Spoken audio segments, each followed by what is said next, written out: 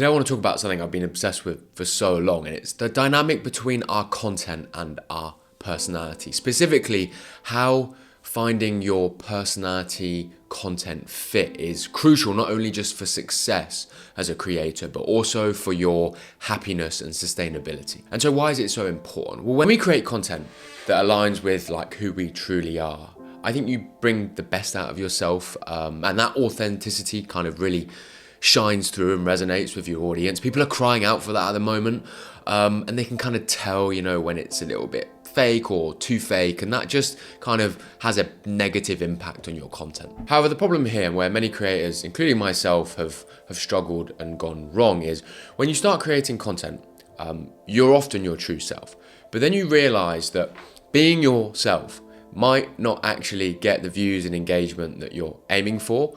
So you start to extend your personality, your on-camera persona. This is like an extension of yourself, like a different version. And this extension can vary. Some people stretch significantly far from who they are, adopting personas that are entirely kind of different, really acting, and others make minor adjustments.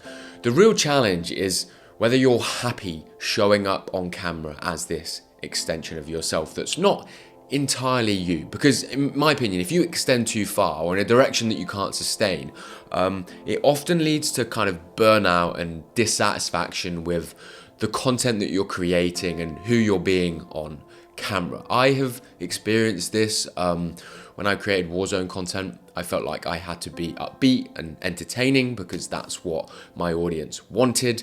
But the problem is that I'm not an upbeat person. I'm not that enthusiastic. I won't shout your name out when you come into the chat. And I hated having to do that. I hated having to continue to show up and do that and be this extension of myself with this energy that required me to be somebody that I just didn't want to be, and it just wasn't sustainable, and I burnt out. And so what is the solution here? Well, I think it's about experimenting with different styles, different niches, and energy levels to feel what's authentic and sustainable to you. I think it's challenging when you look across what sort of kind of type of content you create. I mean, you're either education, entertainment, or inspiration. You can maybe do all three, but it's hard, and you need to think which one of those do you think you're most suited to?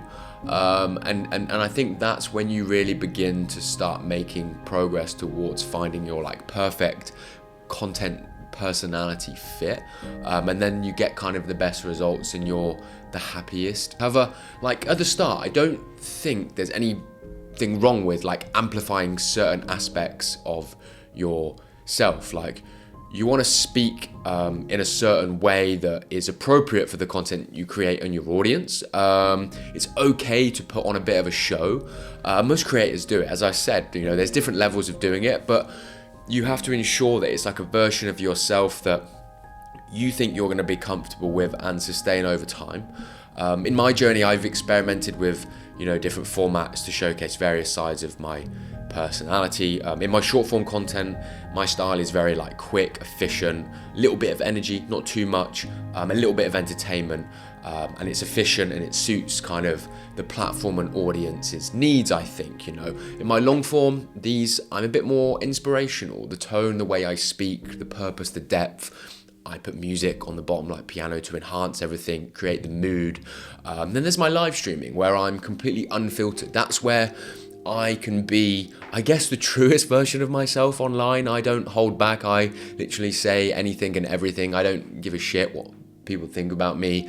Sometimes people think I'm a bit rude because I'm very stubborn and just straight to the point. I don't play those games anymore where I used to pretty things up for people and make people want to like me. Someone asks me a question, I give them the straight up answer. Some people like it, some people don't. Some people want me to be, oh no, good job, you're doing really well. No, you need to work on this, and this, and this. Come on, I'm gonna tell you what you need to hear, not what you want to hear. And that's where I am that person. I wouldn't adopt that unfiltered person on probably my short form content because that's just not really appropriate for what I've built. And I find it's kind of about optimizing your persona, the extensions that you create of yourself to best suit the content that you're creating and the style for the platform that you're creating on. Like, I love this approach. Like, I've been thinking about it all the time. I literally think about it all the time, because, you know, being like yourself is what we all want to be on camera, right?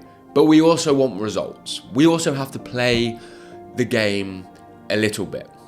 And I think finding a real balance of being yourself and just adding a little bit more energy and a little bit of polish to your delivery, but not losing kind of the rawness and authenticity of you is the winning formula, in my opinion. Like, most, you know, creators don't speak exactly how they do in real life, and that's okay. And I think I've finally found, you know, that I have had lots of problems in, you know, finding who I want to be on camera.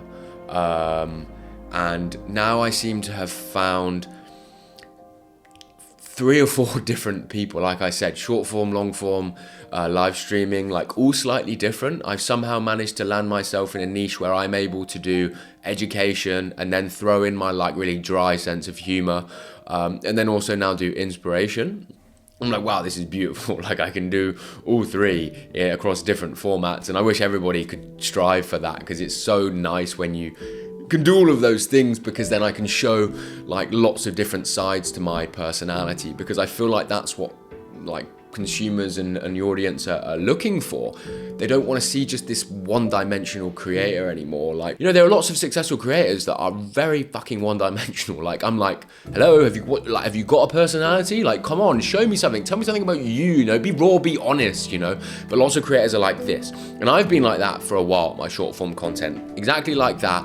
But then I was like, wow, I've got all of these other things to me that I like, and sides to me that I think people would like to see and want to hear. And yes, there's a bit of a risk there of, you know, showing my true self and people, oh, you know, I actually don't know if I like Ben. You know, I don't give a fuck now, because it's just like, well, you know, I found my home in my one-dimensional short form content, and that's beautiful. It does really well. I love that style. I'll continue to do it.